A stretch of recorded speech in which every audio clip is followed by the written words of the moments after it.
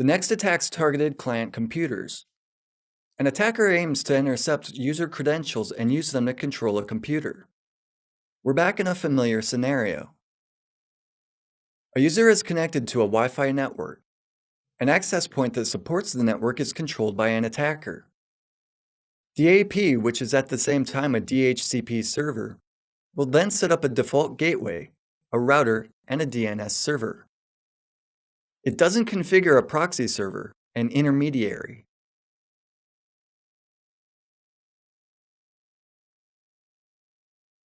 The key objective of the attacker is now to force a victim's computer to send all data through his device, for example, a proxy server.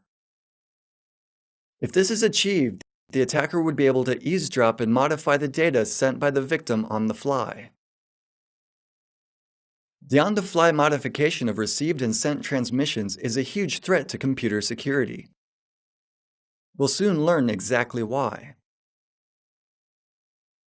An effective attack requires only to turn on the DNS server that was set for client computers by an access point as the default DNS server. The server has to be configured to return the IP address of your proxy server as an answer to all queries about names. Once it's configured, you control the communications channel between a client and the requested website. You can modify sent data on the fly. In the simplest scenario, you can inject scripts into data exchanged between the browser and the website. You can embed links to an invisible pixel stored on your computer disk on these sites. Displaying a page will also cause the browser to display the pixel. To download it, the browser will have to connect to your computer. While establishing a remote connection in Windows, before a logging page is displayed, the system sends user credentials to a given computer, probably using the NTLM protocol. Over the next module, we'll see that receiving an NTLM challenge is equivalent with obtaining a user's password. Inserting the above code line into a website means that the user will connect to the server number 10.0.0.1, and his credentials will be automatically sent there. The sent data won't authenticate the user and display the image, but we're quite satisfied with the information we've obtained. We've received a sent challenge message.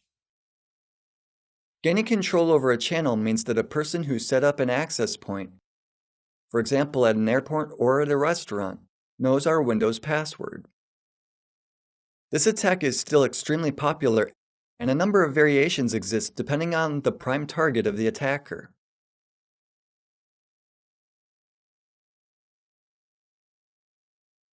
Attackers can attempt to steal our credentials to a given website.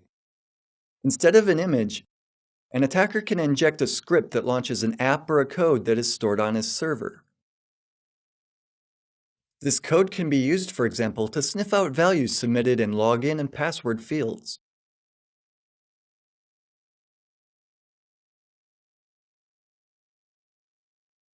A relatively recent, extremely vicious type of attack enables attackers to modify the data downloaded by users on the fly. If you connect to a web server using HTTP to download the file is not protected in any way. The authenticity of HTTP packets is not being verified. The packets are not encrypted.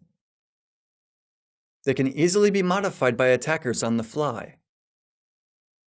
Fortunately, there aren't yet any openly available tools on the internet that make these operations possible. It's obvious that before you launch a program, a warning will be prompted. Do you want to run this program? It comes from the internet and is potentially unsafe. Because we've grown used to messages like this, we will automatically hit yes. As proof of concept, an attack consisting of a downloaded and modified file being digitally signed on the fly with a valid certificate was shown. A user was still prompted with a warning, but the window had a different frame color in Windows systems, and additionally, it came with the information that the file was from a trusted source. As far as client attacks are concerned, as you've seen, an attacker aims to convince users to connect to his fake access point.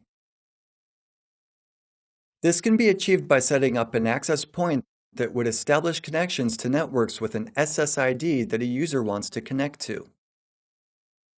The access point will listen to packets checking access points near their client. Then it will extract SSIDs and set up a network with a given SSID. This is another proof that turning off SSID broadcasting is not a good idea. A better solution would have an access point broadcast itself, and it would be up to the client to choose the appropriate connection. Despite all these threats to security, the advantages of wireless LANs outweighs the risks. What can be done to tighten up the security? There's only one solution. If you connect to an untrusted network, don't log into any important services, like your business mailbox or your bank account. Immediately after establishing an internet connection, configure a secure VPN connection to an enterprise server. You need to make sure that all communications are really sent through the VPN channel. This doesn't always have to be the case. It's a matter of varying levels of routing detail. A person who controls a fake access point could have predicted that we'll connect using a VPN and set specific points in such a way that will connect to some websites directly through the rogue access point.